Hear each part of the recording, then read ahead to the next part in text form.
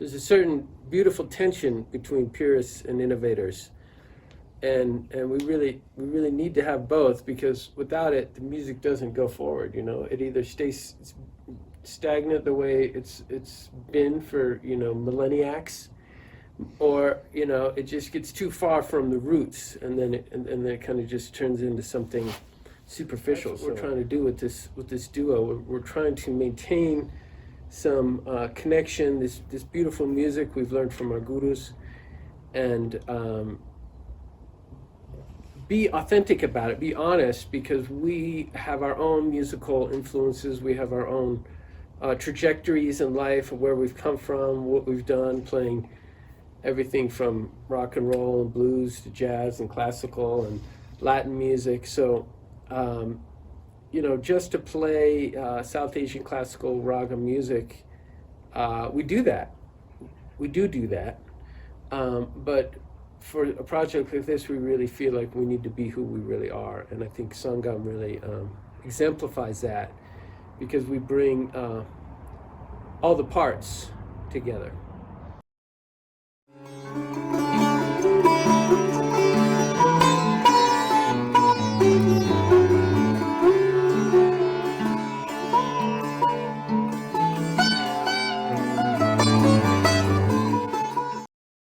The meaning of Indian classical music is freedom within discipline.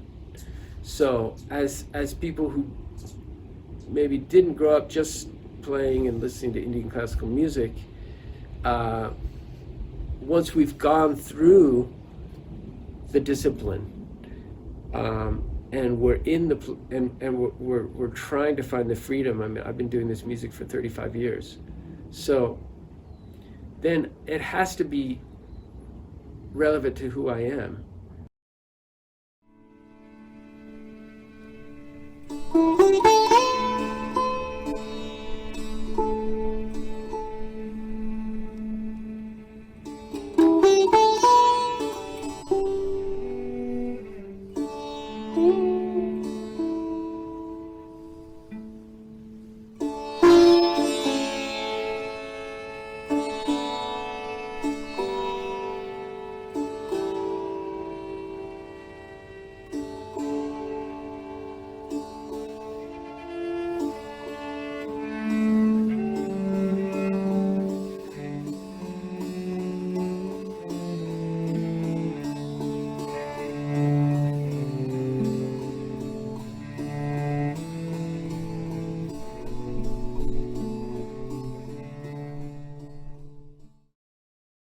So we're putting these things together that exemplify that link between the past and the future, because the raga music really does allow for that creativity, for that innovation.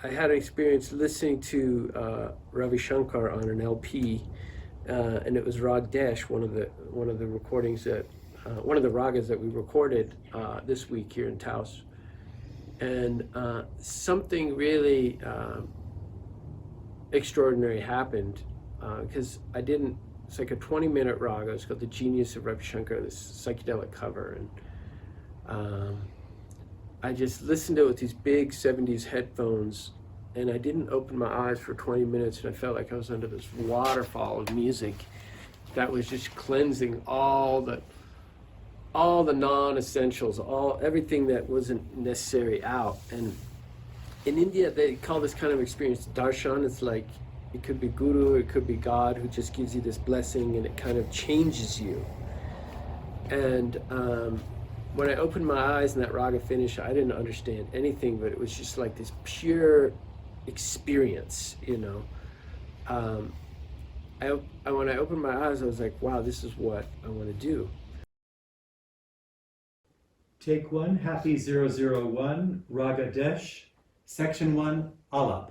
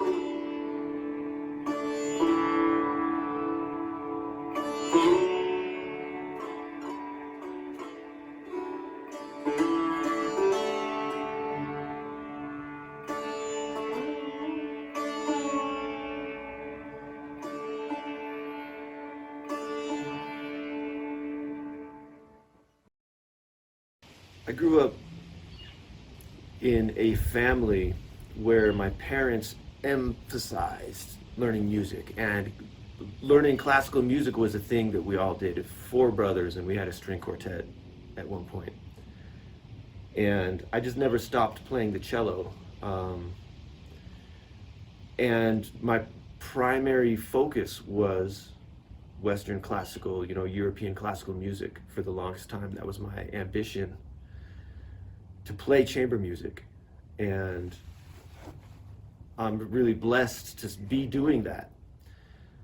Along the road in my life, moving to LA and encountering, suddenly I'm in this city that felt like exciting and really a rich tapestry of people, international, dangerous in the late 90s, in LA, and just really I'm interested in people. And so the music was an opportunity to hang out with people, to hang out with this rapper from my neighborhood who wanted to get the music thing happening, to hang out with this jazz player, to hang out with this classical player, to hang out with these, musicians from India, musicians from, from Latin America, South America, Mexico, but to find that thing that allows me to get in where I fit in.